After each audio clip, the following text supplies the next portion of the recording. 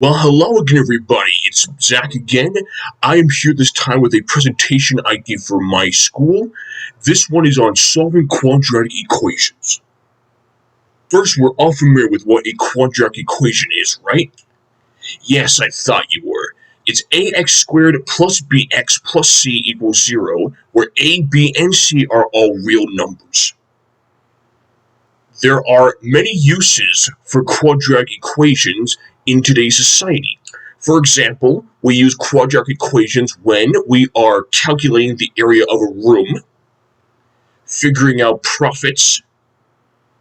Quadratic in athletics, for example, if you're doing a shot put in the Olympics, the shape at which it travels is a parabola. And lastly, finding the position of moving objects. My professor, Dr. Pinchbeck, taught me more about that earlier this semester.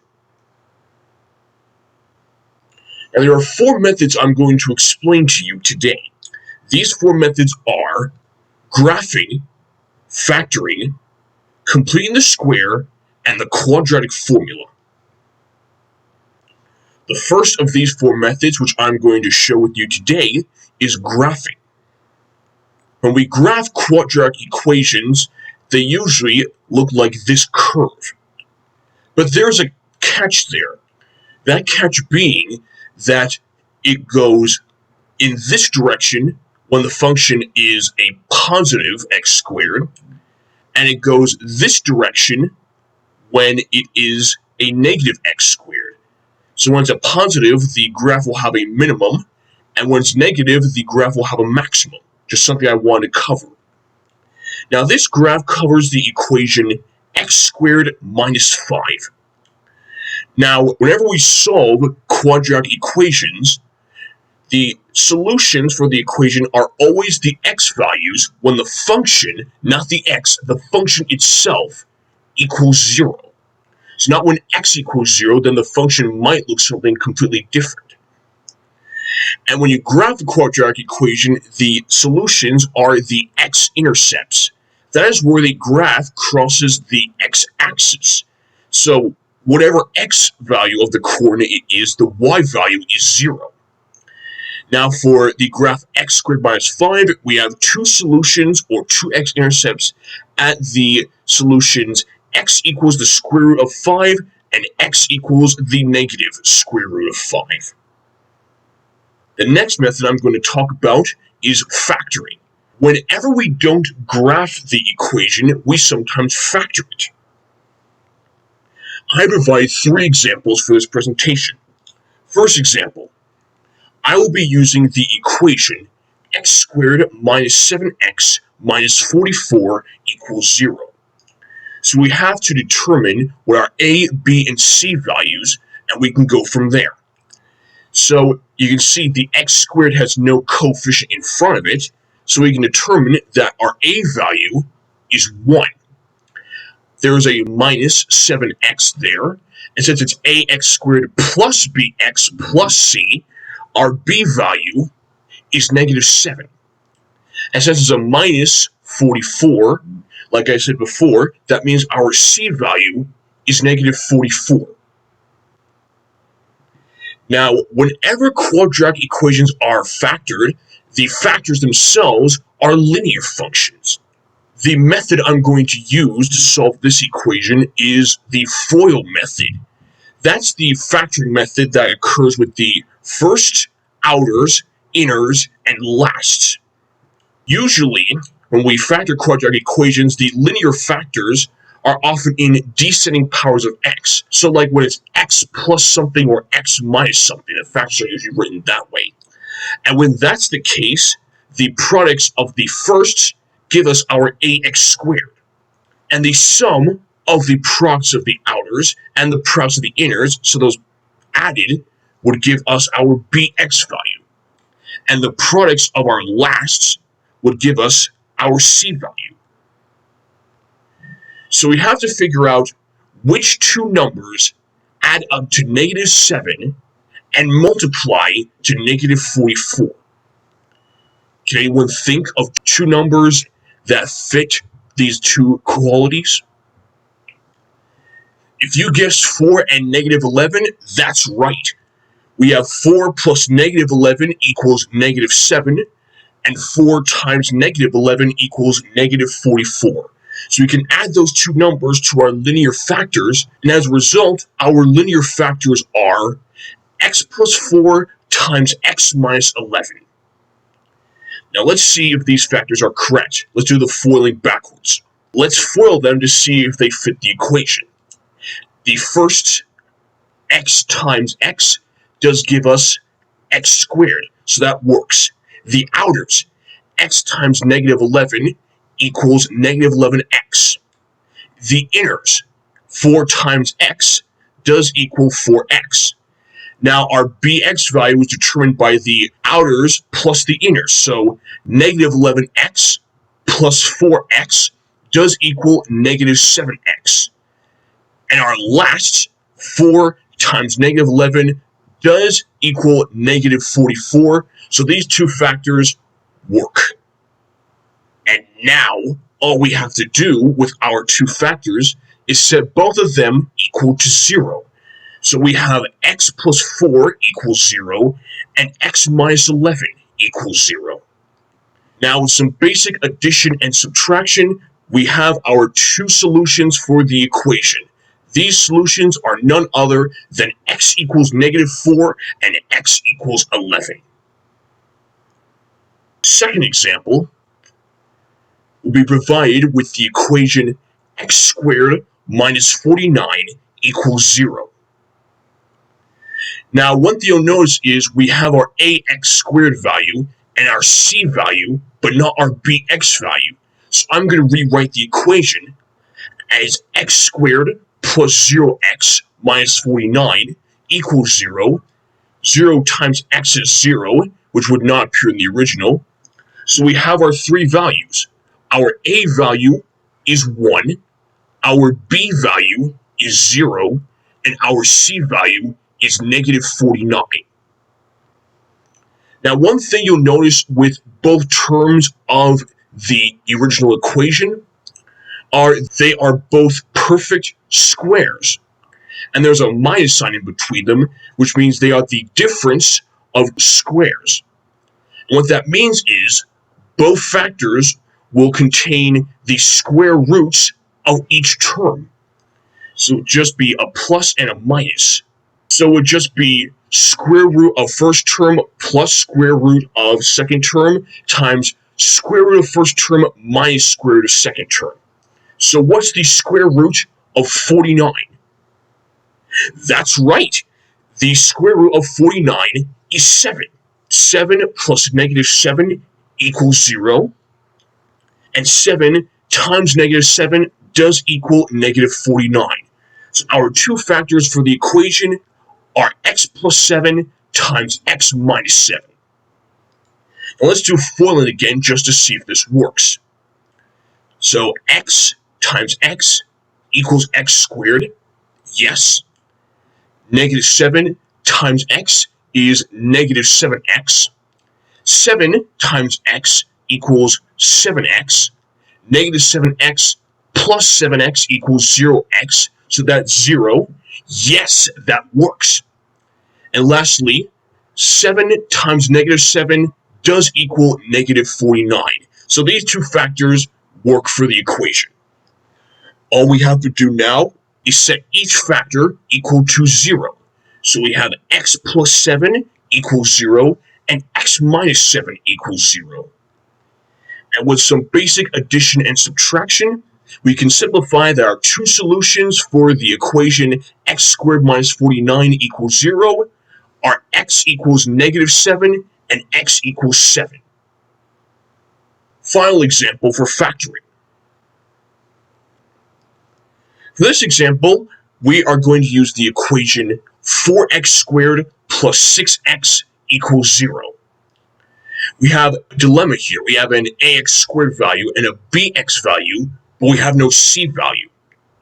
So I'm going to rewrite this as 4x squared plus 6x plus 0 equals 0. Just to establish what our terms are. A equals 4, b equals 6, and c equals 0. Now, unlike the previous examples, we are not going to use the FOIL method, but rather, since we have an ax squared and a bx value, we are going to use the GCF method. What is GCF, you might ask? GCF stands for the greatest common factor. A greatest common factor in a function is the biggest factor that can go into every term of the function. So we have to figure out the highest number that goes into every term. Now let's see what they share. Well, I see they both have an x. The highest they can share is an x. And both of the coefficients are even. The 6 is not a multiple of 4, but it is even, so it's a multiple of 2. So they share a 2, and they share an x. So our GCF for this function is 2x. And all we have to do is factor out 2x from the equation, and we have our two factors, 2x times 2x plus 3. Now let's do some multiplication to see if this still works, just to prove a point. So 2x times 2x, so 2 times 2 is 4, x times x is x squared, so 2x times 2x equals 4x squared. That works. 2x times 3 does equal 6x, so this works. All we have to do, like before, is set each factor equal to 0. So we have 2x equals 0 and 2x plus 3 equals 0. And I'm going to do some basic subtraction. So now we have 2x equals 0 and 2x equals negative 3. And lastly, we can just do a little division, and our two solutions for the equation are x equals 0 and x equals negative 3 halves. That covers factoring. Next method is completing the square. I want to give a shout out first to Presh Talwalker's YouTube channel, Mind Your Decisions. He basically showed me through one of his videos how completing the square works, and he also used this method later on to prove another method of solving these equations. More on that in a little while. So for completing the square, I'm going to use the equation x squared plus 6x equals 7. Now, the interesting thing that Mr. Talwalker does in the video is he takes each term and represents it as the area of a shape. For the x squared, he represents that as a square with a side length of x. For the 6x, he represents that as a rectangle with one side length of 6 and a side length of x. And for the 7 on the right side, he represents that as a rectangle that has an area of 7. The side lengths are not given, but the area of the rectangle on the right is 7. The next thing he does is he takes the rectangle in the middle and he divides it into perfect halves like this. And then he distributes them across the x squared like this. So now each new rectangle has a side length of 3. And now we almost have a square. The reason he distributes it like this is so that they can match the height of the rectangle on the right. And now all that's missing is one little area right here, this orange area on the top right corner. And since this is a square with a side length of 3, the area of the orange square is 9. 3 squared does equal 9, and that's why. And like with an equation, whatever you do to the left side, you have to do to the right side. And this is what completing the square means. It means rewriting the terms to represent the areas of squares. Now we can rewrite the equation at the top. X squared plus 6x plus 9 equals 7 plus 9, which equals 16. And that represents the area of the new square on the right. So now we have two squares that share the same area. And since the square on the left has a side length of x plus 3, we can rewrite this equation as x plus 3 squared equals 16. So there are two ways we can do this. We can take the square root, or 4, which is the square root of 16, and rewrite it as x plus 3 equals 4. But there's another way we can do this. We can say that the square with an area of 16 can have a side length of negative 4. Because a negative times a negative is still a positive. So negative 4 times negative 4 gives us positive 16. So in that case, x plus 3 equals negative 4. So we can use either the plus or the minus. It would still lead us to a positive. And now that we have the basic equations for the two possible side lengths, we can subtract each one. And our two solutions are x equals 1 and x equals negative 7. So that's how we solve x squared plus 6x equals 7 by completing the square. The last method I'm going to share with you is the quadratic formula. The biggest problem I had when I first saw this formula is, why exactly this formula? How did we come up with this formula out of the basic template for quadratic equations? What Mr. Talwalker did was he showed how completing the square also works for proving the quadratic formula. So we start with ax squared plus bx plus c equals 0. We're going to leave the a, b, and c like they are. They don't represent any number in particular. And like with the completing the square segment on this presentation, we notice that there are two terms on the left side instead of 3. So all we have to do is subtract c from both sides, and we have ax squared plus bx equals negative c. And another observation one can make is that when completing the square, the x squared term had a coefficient of 1. So we have to divide every single term by a, so the x squared has a coefficient of 1. And we're left with ax squared plus b over ax equals negative c over a. Like before, we're going to represent this as the area of a shape. So the x squared is a square with a side length of x. The b over ax is a rectangle that has a side length of b over a and another side length of x.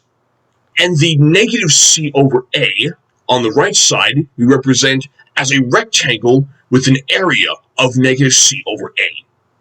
And next we take the x times b over a rectangle, cut it into perfect halves, and like before, distribute them on the square so they reach the height of the rectangle. And now, since we divided the rectangle in half, the new rectangles have a side length of b over 2a. And like before, we almost have a square. All that's missing is this orange square on the top right corner.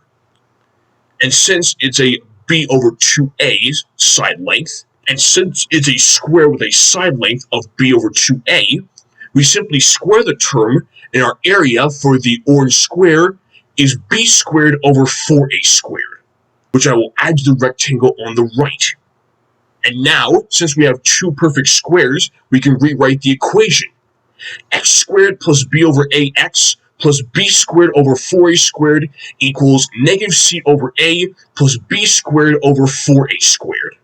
Now, the terms on the right, they look kind of sloppy, don't they? We can't go much further with them, unless both terms shared a common denominator. And the largest one is 4a squared. And believe it or not, 4a squared is divisible by a. So 4a squared divided by a is 4a. And that's all we have to multiply the negative c and a by. And with that, we have negative 4ac over 4a squared. And now we can rewrite the term on the right as b squared minus 4ac all over 4a squared. And that is equal to the square on the right. Now, since the two squares are equal, and the square on the left has a side length of x plus b over 2a, we will rewrite the equation. X plus b over 2a squared equals b squared minus 4ac all over 4a squared. So there are two ways we can do this. We can take the positive square root of the term on the right, or we can take the negative root. So now we have x plus b over 2a equals positive or negative square root of b squared minus 4ac all over 4a squared. And we can simplify the square root. The 4a squared is a perfect square, and the square root of that is 2a. And now we simplify this as x plus b over 2a equals positive or negative square root of b squared minus 4ac all over 2a. And you see where this is going? All we have to do is subtract b over 2a from both sides and rewrite it as one fraction, since that's a common denominator of 2a. And yes, that is right. We are left with none other than the quadratic formula x equals negative b plus or minus the square root of b squared minus 4ac all over 2a. So I hope you've enjoyed these methods of solving quadratic equations and their in-depth explanations.